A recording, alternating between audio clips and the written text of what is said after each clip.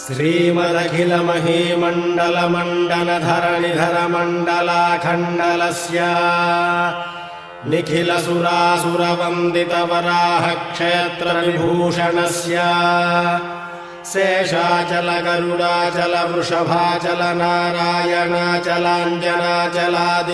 शेषाचलगरुडाचलवृषभाचलनारायणाचलाञ्जनाचलादिशिखरिमालाकुलस्य